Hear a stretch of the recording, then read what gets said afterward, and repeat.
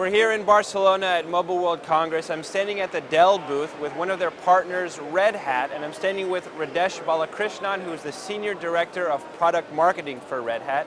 Radhesh, first of all, thanks for taking the time. My pleasure.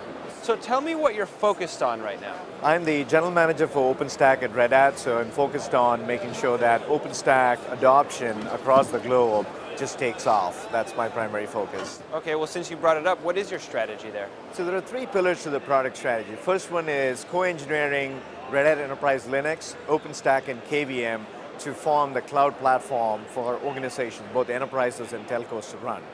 Often you realize that there is cross-dependency in terms of features and functionality across these three layers. So what we do is to make sure that we are engineering it together as one single entity and providing a life cycle around it. The second pillar to our strategy is making sure that we have the broadest partner ecosystem, so certified compute, storage, and networking solutions, as well as ISV and management solutions, the broadest that you can get on planet Earth. The third and most important aspect also is that to make sure that there is no forking in OpenStack, we have one single distro for both enterprise and telco. And so today, 2 years into the OpenStack game, we have made progress across all the three pillars that I talked about. How is that strategy addressing your customers' needs? So if you look at customers, there are two broad segments of customers that are interested in OpenStack. One is clearly the enterprises that are trying to bring back Amazon or create their own private cloud environment. So from that perspective, what they are looking for is a dependable way to get started on a cloud infrastructure, which is what RHEL OpenStack platform addresses. So all the three pillars that I said are important. Especially important is the partner ecosystem, because enterprise customers clearly don't want to be the ones trying out different combinations of products for the first time.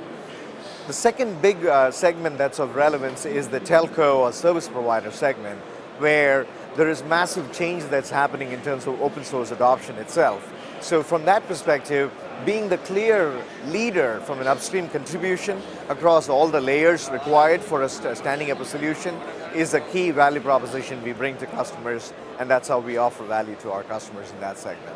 Now, there's a huge trend towards virtualization right now. Talk to me about how you're involved in that. Right, so if you go back to virtualization 6-7 years ago, the focus was on making sure that traditional workloads can be virtualized so that you get the ability to abstract the hardware and the software away. Now the virtualization conversation has evolved to more of software being the magic or software defined being the way to ensure that a data center itself can be run. So now we are talking about virtualization across all layers, from compute, storage, and networking, and being able to bring the magic of automation to make sure that capacity can be utilized where the biggest need is. Now you asked a question about how are we engaged. So from a pure virtualization perspective, we have been the largest contributor to KVM, which is by far the standard when it comes to open hypervisor platforms. Secondly, as more workloads evolve into cloud-like workloads, we are working on OpenStack, and we are one of the largest contributors in OpenStack as well. Another area that we are working on is also containerization, because that's another kind of virtualization, if you will, that's going to bring more efficiency from an application packaging and delivery. So if you look across piece parts of technology that are needed for you to embark on a journey to virtualization, we've got our hand in all of them, as well as we have commercial products which translate this value to an enterprise consumable format as well. Now, as SDN and NFV start to really take hold, where are we going from there? What's the way forward?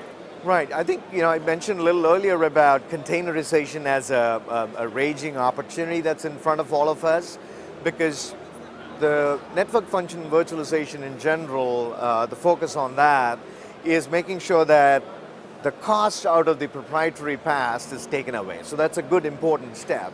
But then the service providers are also equally challenged by the fact that they're not able to roll out newer services and newer offerings at the pace at which they want to monetize. So that's where some of the newer architectural concepts such as microservices architecture comes into picture, and containerization as a technology becomes a key driver. So assuming that in the over the next couple of years we are doing the rightful things in terms of taking everything to software defined, I would posit that the puck is going to move over to how are applications designed, conceptualized, and deployed using a DevOps environment, making use of container technology. So that's where the future is headed, if you will. Great. Radhesh, thanks so much for taking the time. My pleasure. Again, thank you.